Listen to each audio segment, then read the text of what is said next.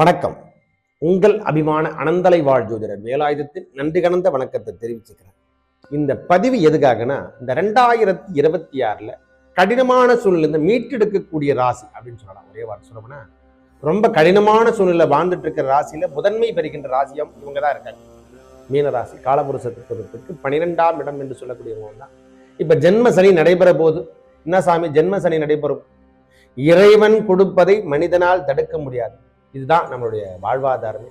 கிரகங்கள் கொடுக்குதுன்னா அது மேன்மையை மட்டுமே தருமா? கண்டிப்பா நல்லதை மட்டுமே கொடுக்கும். சனி பகவான் வந்தால் திருமணம், குழந்தை, என்னென்ன விஷயங்கள் எது தடையாக இருந்ததோ, வேலை வாய்ப்பு முதல் கொண்டே சொல்றேன். ஃபாரினர்ஸ் போறது, ஃபாரின்ல போய் ஜாயின் பண்றது, ஒரு பெரிய மேனேஜ்மெண்ட் ஒர்க், இவை அனைத்தையும் பெறுகின்ற ராசி. அரசியல் வட்டாரமாகட்டும், மக்களுக்கு சேவை செய்கின்ற அரசாங்க பதவிகளாகட்டும், எல்லாத்திலையும் முதன்மை பெற்று இருக்கக்கூடிய வாழ்வாதாரத்தை மீட்டெடுத்து பெரிய லெவல்ல வர்றதுக்கான அமைப்பை பெறுகின்ற முதன்மை ராசின்னு கூட சொல்லுவேன்.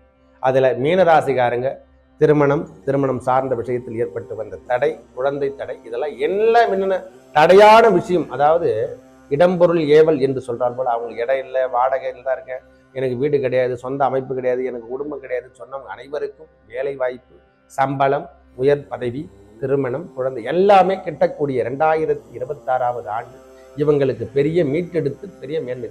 யாராவது ஒருத்தர் நம்மளை இறைவன் நம்மளுக்கு தோல் கொடுத்து தூக்குகின்ற காலமாக இந்த 2026 ஆண்டு உங்களுக்கு மேன்மை தருகின்ற ராசி. அதாவது கஷ்டப்பட்டவங்க தாங்க சார் மேலுக்கு வரணும். அந்த கடினமான சூழ்நிலை மீட்டெடுக்கக்கூடிய முதன்மை ராசியும் மேன்மையை வருகின்ற ராசியில் இவங்க தான் ஃபர்ஸ்ட்ல இருக்க போறாங்க. நல்லது நடக்கும். நன்றி, வணக்கம்.